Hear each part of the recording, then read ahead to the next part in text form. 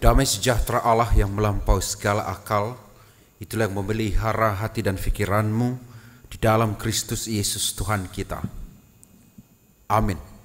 Saudara yang dikasihi oleh Tuhan, tibalah saatnya kita akan mendengarkan kebenaran Tuhan menjadi khotbah pada ibadah Minggu Kantate pada saat ini dari kitab 1 Tawarikh pasal 16 ayat 23 sampai 28.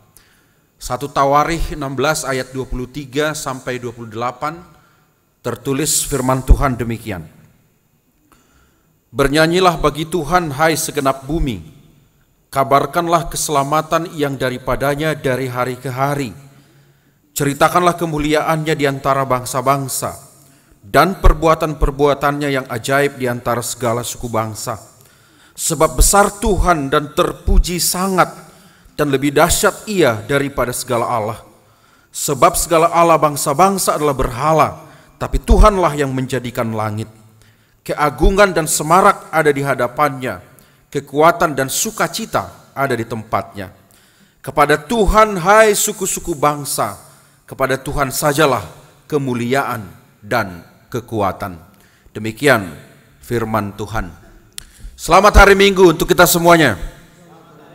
Kurang semangat mungkin karena hujan dan kita sedikit dan gereja ini besar, suaranya kurang menggelegar, tapi nggak apa-apa lah, meskipun sedikit tapi Tuhan akan mendengarkan seruan kita jika semangat kita sama dengan yang banyak dan tidak banyak, nggak ada urusan sebenarnya. Oleh karenanya saya sapa kembali lagi. Selamat hari Minggu bagi kita. Selamat hari Minggu. Iya, kan ketahuan gereja ini besar jadinya. Terima kasih, saya Pendeta Frankie Napitupulu. Istri Borusi Burian, anak ada 3. Saya pendeta di distrik sebenarnya tempatnya, tapi saya menjadi pemimpin umum majalah online newkairos.co dan juga kanal YouTube New Kairos TV. Saya juga pengajar di salah satu kampus di Jakarta, pasca sarjana, tinggal di Pondok Kelapa. Sebenarnya saya sudah pernah ke gereja ini beberapa tahun yang lalu, jauh sebelum COVID melanda. Tapi hari ini kembali lagi ke gereja ini dengan nuansa yang berbeda, dengan plafon yang sudah baru, dan juga lantai dan banyak yang baru lah. Semoga hati kalian juga baru ya, amin. Amin. Iya, karena topik minggu kita adalah bernyanyilah bagi Tuhan hai segenap bumi. Dalam konteks kantate, kantate itu dari Mazmur 98 ayat 1. Nyanyikanlah nyanyian baru bagi Tuhan. Edeho kamuma di Jehovah edenai baru. Nyanyikanlah nyanyian baru bagi Tuhan. Kantate ini biasanya disebut bernyanyi. Bernyanyi. Kalau soal bernyanyi, orang Kristen jagonya. Karena orang Kristen itu adalah agama yang bernyanyi. Jadi satu-satunya di dunia ini agama yang bernyanyi adalah agama Kristen. Bahkan Alkitab kita dipenuhi oleh nyanyian. Ibadah kita ada nyanyiannya. Tidak ada agama Kristen yang beribadah tanpa nyanyian. Dia pasti ada nyanyian, ada lagu. Hingga liturgi semua mengandung nyanyian. Termasuk hari ini kita semua bernyanyi. Maka orang Kristen adalah orang yang bernyanyi. Dan bahkan di kitab Wahyu pun disebutkan bahwa di surga pun semua orang bernyanyi. Itu kenapa ada bapak-bapak berkata, Pak Pendeta, saya akan ke neraka. Kenapa? Saya tidak bisa bernyanyi. Suara saya fales, batuk saya saja fales, do sama re sama tingginya katanya. Saya berpikir ini bukan soal kemampuan bernyanyi, tapi soal kesediaan hati untuk bernyanyi. Tidak penting do atau re Anda sama tingginya, tidak penting batuk Anda pun fales, itu nggak ada urusan. Tapi ingatlah, iman Kristen adalah iman yang bernyanyi, agama Kristen adalah agama yang bernyanyi. Maka semua orang yang berkata saya adalah bagian dari persekutuan Kristen, dia mesti siapkan hati dan hidupnya untuk bernyanyi. Itulah kantate. Kantate menyanyikan nyanyian baru bagi Tuhan. Saudara, terus kadang orang-orang juga menganggap orang Kristen ini aneh. Udah jelas kedukaan masih saja bernyanyi. Kan itu sering dibilang aneh ini agama Kristen. Orang ada jenazah, ada nangis-nangis kok pada nyanyi. Mereka tidak paham bahwa sesungguhnya penghiburan pun muncul dalam nyanyian. Mereka tidak paham bahwa seruan kedukaan dari hati pun naik ke surga kepada Tuhan melalui nyanyian kita. Maka sesungguhnya sekali lagi saudara, orang Kristen adalah orang yang bernyanyi. Tidak ada satupun orang Kristen yang tidak bernyanyi. Maka jika dia tidak bernyanyi, saya pastikan imannya bukan iman Kristen. Ini sebuah keniscayaan, saudara-saudara. Saudara yang dikasihi oleh Tuhan Yesus Kristus, ini juga yang menjadi salah satu faktor kenapa kekristenan itu gampang diterima oleh orang Batak. Gereja Kristen Batak adalah gereja yang bernyanyi, karena orang-orang Batak identik dengan nyanyian. Mulai dari Lapo Tuak sampai panggung Indonesian Idol, orang Batak selalu memenuhinya. Maka jangan heran bahwa urat-urat leher orang Batak itu sangat kokoh ketika dia bernyanyi. Dan hanya orang Batak yang disebut tampang Rambo, tetapi hati Rinto. Maka jangan heran meskipun dia tampangnya security, tapi hatinya sungguh-sungguh Hello Kitty. Kan begitu? Kenapa? Mungkin dia adalah preman di jalanan sana, tapi ketika dia bernyanyi, lihat video klip trio-trio orang Batak itu. Mereka jalan di pinggir pantai, dia panggul itu ya, dia pegang itu jasnya, dia bernyanyi sambil lempar-lempar batu ke laut. Bayangin, itu hasian katanya. Ini orang Batak. Maka bersyukurlah orang yang menikah dengan laki-laki Batak. Tampangnya seram sekali, tapi hatinya begitu lembut, selembut salju. Setuju? Setuju atau ada yang menyesali itu? Saya menyesal menikah dengan laki-laki Batak. Kenapa? Tidak ada romantisnya. Memang orang Batak tidak romantis, tapi hatinya sungguh-sungguh dipenuhi dengan gombal sebenarnya. Kan begitu? Itu orang Batak bernyanyi. Itu kenapa waktu Nomensen ngumpulin anak-anak orang Tarutung, kemudian mereka bernyanyi met-met awon, gitu kan? Tepuk-tepuk tangan dan lain sebagainya. Orang mulai tertarik. Ini agama macam apa ini? Mereka semua mengkoordinir keterampilan-keterampilan orang Batak. Makanya waktu itu saya pernah dengar Rosi Silalahi berkata saya Batak cacat katanya. Lah kenapa Batak cacat? Saya tidak bisa bernyanyi. Itu ya. Itu kenapa waktu saya merantau ke Jakarta berkumpul dengan orang-orang yang bukan Batak, ketika pengen bernyanyi mereka kasih gitar ke saya. Saya tidak bisa main. Saya kurang diterima. Batak macam apa kau katanya? Akhirnya saya berlatih seminggu 2 minggu, akhirnya bisa saya 3 kunci akordnya, bisa. Akhirnya saya diterima, oh ini baru orang Batak kau katanya. Dan benar, nyanyianlah yang menjadi daya tarik besar kekristenan. Bahkan orang Batak pun besar dengan nyanyiannya. Sungguh-sungguh, buku ND kita adalah ekspresi iman orang Batak yang sungguh-sungguh menyatu toh. Ketika kamu berduka ada lagunya, ketika kamu senang ada lagunya, kan begitu. Maka orang Batak khusus ini ya, saya bukan primordialisme, tetapi saya mau mengatakan bahwa jika ingin mengetahui isi hati seseorang, dengarkanlah ketika dia bernyanyi sendiri. Ketika dia nyanyi, saya anju mau, kata istrimu bapak, dia sedang menyesali kelakuannya. Jangan lagi marahi, ya kan? Ketika dia sedang bernyanyinya, ada yang kurang dalam hidupnya, hidupku kering katanya, mungkin uangnya nggak ada, langsung kasih aja lah. Kan begitu, nggak usah lagi tanya-tanya. Kalau ingin mengetahui isi hati orang, dengarkanlah ketika dia bernyanyi sendiri. Ya nggak sih? Mau do sama re tinggi, fals pun tidak ada masalah, dia tetap bernyanyi. Dia tarik itu lagu. Kenapa? Karena hanya itu cara dia untuk mengekspresikan isi hatinya. Inilah kehidupan kita, saudara. Doa kita pun bisa dalam manifestasi nyanyi, termanifestasi naik ke surga dalam nyanyian kita. Maka oleh karena itu saudara-saudara yang dikasihi oleh Tuhan, umat Allah di masa perjanjian lama pun adalah umat yang bernyanyi. Mazmur adalah salah satu gubahan nyanyian. Bahkan khotbah hari ini pun sesungguhnya adalah Mazmur Daud.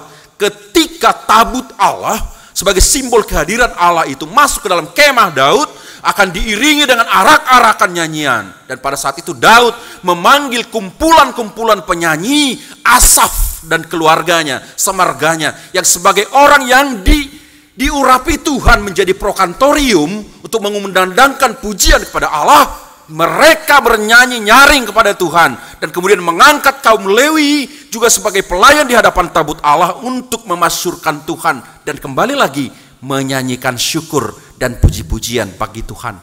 Inilah firman Tuhan hari ini. Kalau saudara baca di pasal 16 ayat 1 sampai 7, inilah historinya, inilah sejarahnya kenapa ayat ini ada. Oleh karena itu saudara-saudara, apa kantate kita? Ini menjadi kontennya. Apa kantate kita? Apa nyanyian kita menurut firman Tuhan hari ini? Kita telisik satu persatu. Ayat 23 jelas dikatakan bahwa nyanyian orang adalah mengabarkan keselamatan. Maka berkantate adalah kabar keselamatan.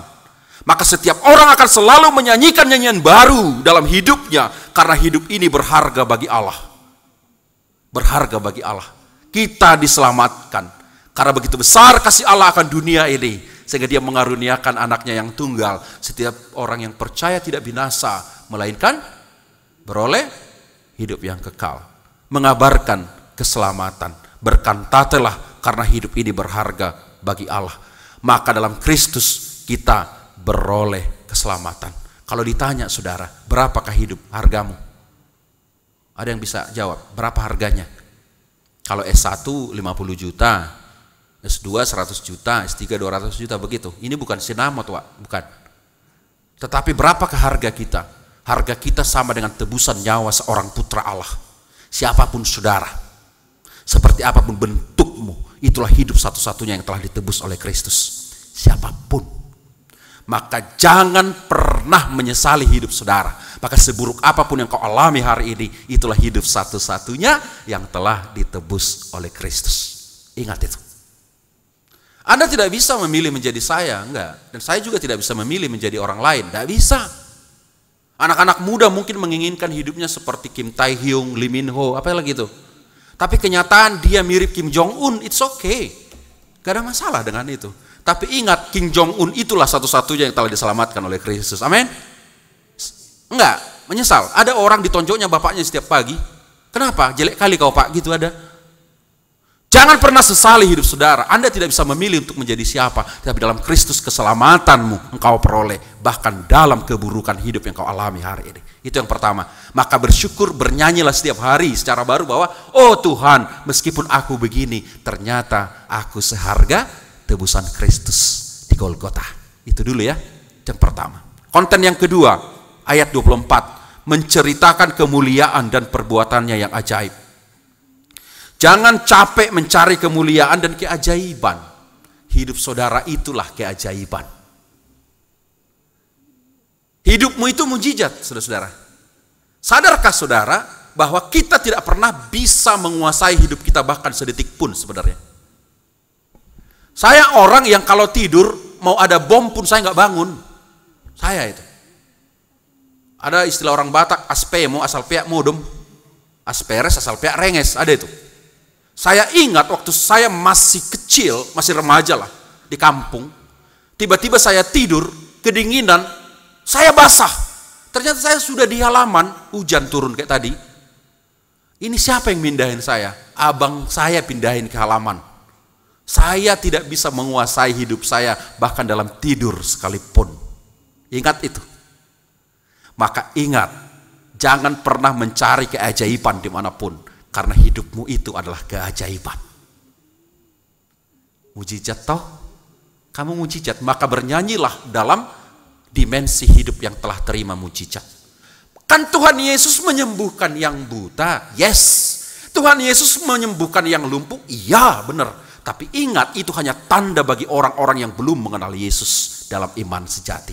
Maka dalam iman sejati keajaiban Tuhan begini, teman-teman. Tolong dicamkan ini. Bahwa mujizat yang sejati adalah ketika orang buta tetap dalam kebutaannya, tapi dia mampu memandang keindahan dunia bahkan lebih indah dari orang yang matanya bagus. Orang lumpuh tetap dalam kelumpuhannya, tapi dia lebih kencang berlari dari orang-orang yang bahkan kakinya bagus, berlari dalam masa depannya. Jadi itu keajaiban, hidup saya keajaiban, entah kehidupan saudara, tapi bagi saya setiap nafas hidup saya adalah mujizat. Maka bernyanyilah setiap saat. Bernyanyilah setiap saat. Itu yang kedua. Yang ketiga, kita lihat ayat 25, menceritakan kebesaran dan kedahsyatan Tuhan. Itu kontennya. Peristiwa alam sebenarnya bisa menggambarkan betapa kecilnya kita dan dahsyatnya Dia. Gak usahlah dulu bicara alam. Ini hujan aja membuat kita tidak ke gereja. Itu menunjukkan betapa kecilnya kita sebenarnya, toh? Serius lah dulu. Ya enggak, tapi biasa kan akan narotu gereja di muruk ya karena sorodang di dokonetong. Tapi maksud saya begini. Covid menyadarkan saya betapa kecilnya saya.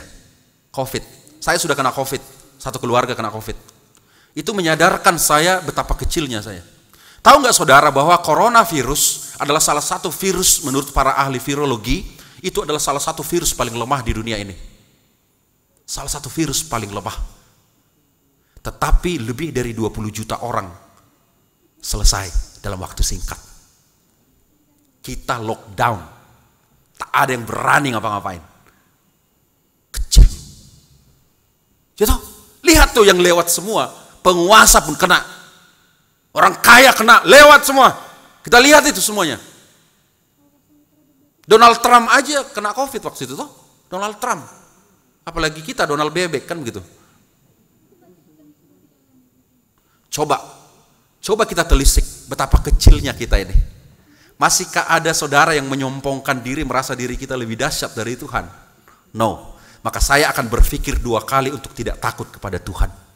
Maka bangunlah relasi yang penuh ketakutan kepada Tuhan. Rasa takut itu lebih kepada aspek bahwa semudah menjentikkan tangan, ternyata Tuhan mengubah kehidupan saya.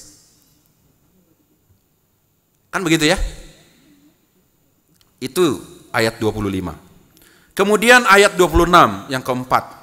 Allah adalah pencipta yang mengatasi segala ilah di dunia ini. Itu kontennya. Konten nyanyian kita bahwa Allah adalah pencipta. Kalau Tuhan yang mencipta, berarti dia juga yang memelihara. Karena sejarah iman membuktikan Tuhan cipta, Tuhan pelihara. Maka semestinya setiap orang yang mengaku ciptaan Tuhan tidak akan pernah khawatir dalam hidupnya bahwa dia akan terbuang dalam perjalanan hidupnya. Jehovah Jireh. Jehovah Jireh. Ingat, Jehovah Jireh itu peristiwa di Moria ketika Abraham dites oleh Tuhan. Dia cuma punya anak satu, itu pun udah lama tuh. Korbankan itu anakmu, persembahkan. Dibawa ke Moria. Ketika dia akan disembelih, Tuhan teriak, katakan, jangan sentuh anakmu. Saya sudah tahu kesetiaan kamu. Itu ada di sana anak domba. Itu aja kau persembahkan. Itu Jehovah Jireh. Bukan Tuhan gak antar, tapi ambil.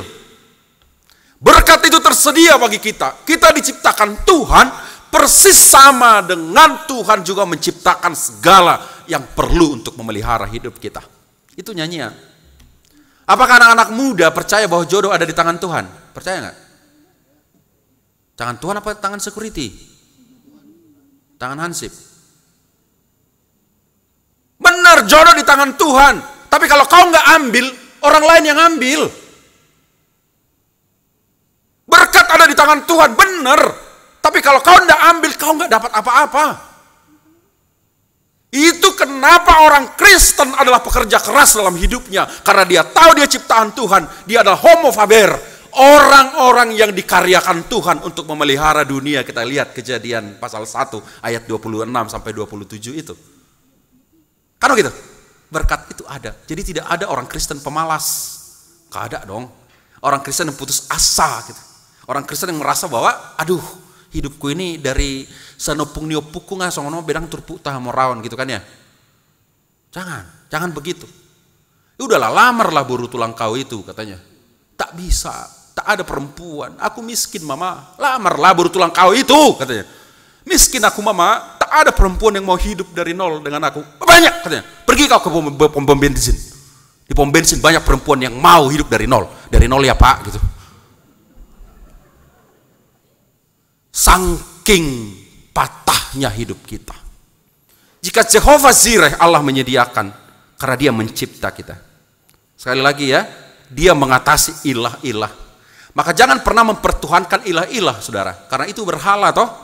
Apalagi di era sekarang, oke, era transformasi teknologi, era 5.0 gitu kan, 5.0 dan lain sebagainya. Ketika dunia mulai dijalankan dengan prinsip-prinsip Internet of Things gitu kan. Kita bicara dengan kehidupan yang mulai menggelisahkan lah buat orang-orang yang ya imigran user ini, orang-orang yang datang dari zaman yang bukan internet gitu ya. Menyusahkan sekali memang. Tetapi ingat, sampai kapanpun kita tidak akan pernah bisa mempertuhankan itu. Sekarang manusia mulai mempertuhankan apa yang dia pakai. Semua orang mulai mempertuhankan apa yang dia pakai. Perempuan-perempuan mulai mempertuhankan apa yang dia pakai. Hermes, apalagi? Louis Vuitton, apalagi? Gucci, apalagi? Dior gitu. Saya tahu semua itu merek tas itu. Kalau istri saya jalan-jalan, saya tahu untuk mengatasinya. Lihat betapa menderitanya kita karena kita mulai memperilah-ilah konsumsi. Kita lihat. Untung ada mak-mak Batak ya, saya bersyukur mak-mak Batak Akainang. Saya bersyukur ada Inang ini. Karena sehermes-hermesnya tasnya, harganya 250 juta, isinya tetap plastik di dalam itu.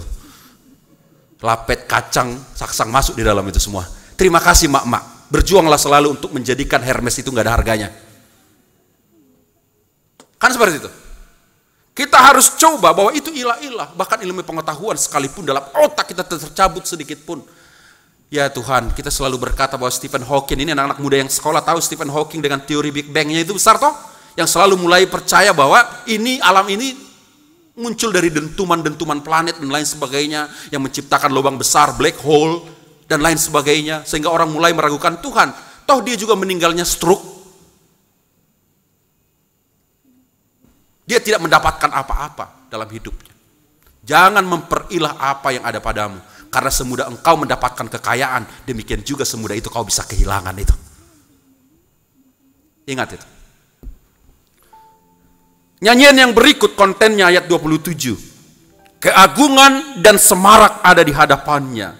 Kekuatan dan sukacita ada di tempatnya. Dirangkai dengan ayat 28. Tuhanlah yang empunya kemuliaan dan kekuatan. Ini menjadi semacam kesimpulan dari lagu baru kita. Setiap saat kita berkata, terpujilah engkau ya Allah, terpujilah engkau ya Allah, terpujilah engkau ya Allah. Maka engkau pasti akan mendapat sukacita besar dalam hidup saudara. Dengan demikian, nyanyian yang benar itu adalah hidup yang bersaksi atas pengalaman hidup. Dan kesaksian hidup adalah eksistensi Allah yang memiliki kendali atas kehidupan ini. Sekali lagi, memiliki kendali atas kehidupan kita.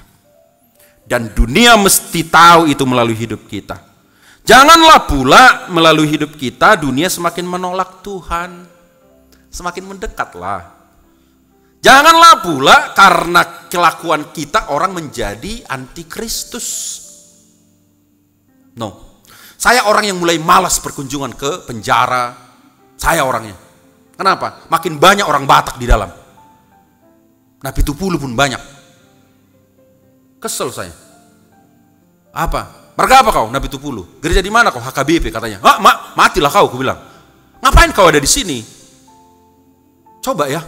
Saya ingat buat teman-teman yang perantau, orang-orang tua, senior-senior yang sudah lama di Jakarta, cuma satu pesan orang tuanya dari kampung. Percayalah nak ya, tidak ada orang Kristen yang tidak makan. Hanya itu. Hanya itu loh. Paling ya dia memanfaatkan kekosongan konstitusi, kekosongan undang-undang dasar, pasal 33 itu kan, bumi dan air dan segala isinya dikuasai oleh negara. Lupa bikin angin. Dengan modal kompresor, anak-anaknya kuliah di mana-mana. Stanford, Oxford, Harvard lewat modal kompresor. Negara tidak bisa kuasain angin, itu punya orang Batak. Lihat apa yang terjadi. Sekarang, anak muda, Anda pintar, oke, sepakat, pintar. Tapi saya ragu karakter Anda. Saya orang yang sering membina remaja di mana-mana, pemuda, generasi muda, baik gereja atau institusi atau apapun, saya sering diundang untuk menjadi pembina pemuda-pemuda. Saya ragu akan karakter anak muda masa kini. Ragu saya. Kenapa? Lemah. Pintar iya, tapi lemah. Ngelamar kerja aja susah dia, gak berani dia. Pak, aku mau merantau. Kemana? Ke Bandung. Oh, bagus. Bikinin apartemen ya. Bikinin deposito ya, kasih mobil ya. Itu bukan merantau, pindah rumah namanya itu. Lihat itu ya. Membuat orang semakin menjauh dari Tuhan. Semestinya dalam kelemahanmu lah engkau dikuatkan. Maka ketika engkau berduka terus menerus, terlihat hidupmu seperti yang di Metro Mini atau Kopaja itu. Masih ingat ya teman-teman? Bagaimana susahnya kita naik Patas, naik apa lagi? Kopaja, naik Metro Mini. Dengan slogan yang luar biasa itu, dari kenaikan sampai keturunan tidak pernah ada kedudukan itu. Tahu kan? Berdiri terus. Hidupnya begitu, dari kenaikan sampai keturunannya. Ya gitu aja. Tak pernah ada jabatan dia. Tapi toh dia berkata, hidupku yang terbaik. bukankah orang akan mendekat kepada Yesus gara-gara hidup kita itu? Nyanyian kita apa? Nyanyian keputusasaankah atau nyanyian keberanian untuk hidup bahkan dalam segala kondisi? Saudara-saudara yang dikasihi oleh Tuhan, perjalanan kekristenan pun sampai memenuhi bumi ini, hampir 2/3 penduduk bumi ini orang-orang yang percaya Yesus loh. Tapi itu tidak semudah yang Anda bayangkan. Itu melalui jalur-jalur, tapak-tapak penderitaan. Semakin dibabat, semakin merambat, dibakar hidup-hidup, digantung. Tapi mereka tetap bernyanyi menyerukan, Tuhan terima kasih. Akhirnya dunia ini, semua orang yang membenci mereka akhirnya berlutut dan berkata, Kristuslah juru selamatku. Lihat, ini kekristenan loh. Tidak instan hidup ini. Nggak instan. Segala sesuatu yang instan itu tidak sehat toh. Meskipun sekarang lagi banyak mie instan sehat. Dari mana pula cerita mie instan sehat? Yang namanya mie instan udah pasti nggak sehat lah. Hidup ini cuma 2 soal makanan. Mau sehat atau mau enak. Kan begitu ya? Ini udahlah, mau enak-enak aja lah. Nggak ada masalah dengan itu. Kita nggak bicara dosa di sini ya. Tapi maksud saya begitulah hidup. Hidup yang instan tidak akan menyehatkan untuk pertumbuhan iman saudara. Itu harus kita ingat itu. Hedonisme, flexing, ya, tahu flexing? Banyak sekarang suami-suami masuk penjara gara-gara kelakuan istrinya. Maka hati-hati ya Inang ya, perempuan-perempuan, kalau suamimu ngasih duit melebihi penghasilannya, jangan langsung bilang terpujilah Tuhan, kau suami the best lah. Enggak, tanya ini uang dari mana Pak? Ingat. Sekarang orang insecure ya, anak-anak muda insecure, perempuan-perempuan ini insecure loh. Tidak lagi nyaman dengan kediriannya. Maka kalau kau mau menyakiti hati pacarmu gampang atau hati istrimu gampang, ketika dia ulang tahun beri kadonya timbangan, langsung patah hati dia, naik dia, aku gendut, insecure. Bayangin coba, berapa nambah 1 gram? 1 gram ini 3 kilo nambah, insecure, overthinking dan lain sebagainya. Saudara, itu tidak menjadi karakter orang yang percaya akan kuasa Tuhan, kemuliaan Tuhan. Hidup kita dalam refleksi iman menjadi nyanyian dengan segala solmisasi, harmonisasi, nada-nada yang penuh dinamika. Kita harus percaya. Orang-orang musik pasti mengerti ini. Terkadang hidup kita ini seperti dentuman forte. Boom! Terkadang agak-agak setengah mezzo forte, tapi terkadang juga lembut seperti kelembutan piano. Tetapi jika dirangkai dalam sebuah irama, nada-nada yang indah akan nampil. Karena ketika dia monoton, dia tidak indah. Maka orang yang berkantate, setiap dentuman forte dalam hidupnya tidak akan menggagalkan dia menikmati hidupnya. Maka jangan pernah tertutup mata iman saudara untuk melihat begitu banyak keindahan di sekelilingmu hanya gara-gara satu penderitaan yang menutupi matamu. Jangan. Itu bukan nyanyian. Bukan. Saudara, kita harus lihat itu. Sehingga dunia akan melihat bahwa bukan kebahagiaan yang membuat hidup bersyukur, saudara-saudara. Percayalah, bukan kebahagiaan yang membuat hidup bersyukur, tetapi hidup yang bersyukurlah yang membuat bahagia. Dicamkan itu. Kita harus pegang. Bukan kebahagiaan yang bisa membuat bersyukur. Ada orang pernah tanya saya, Pak Pendeta, kapankah manusia akan bahagia? Ketika dia berhenti menginginkan sesuatu, saya bilang. Tapi sampai kapan kita berhenti menginginkan sesuatu? Ketika hidup kita selesai. Maka apakah kebahagiaan itu ada? Tidak ada. Tetapi kebahagiaan itu dibentuk oleh rasa syukur. Maka orang-orang yang tidak pernah bahagia dalam hidupnya adalah orang-orang yang tidak membangun hidupnya beralaskan fondasi rasa syukur.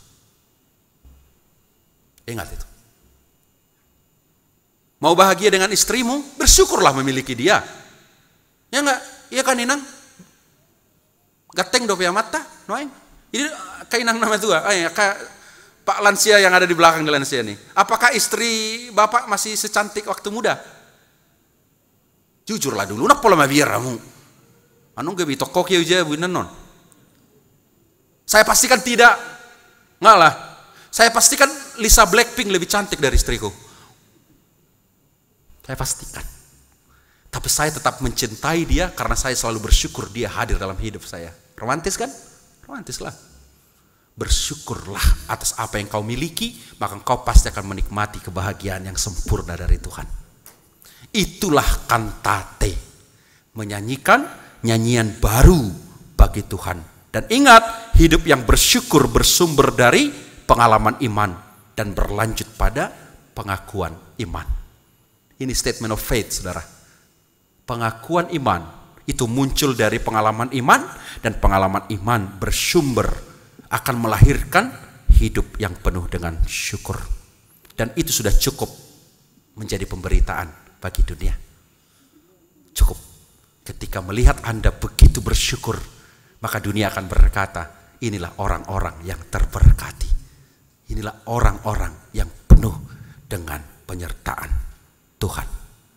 Nyanyikanlah nyanyian baru bagi Tuhan melalui kehidupan kita sehari-hari. Amin.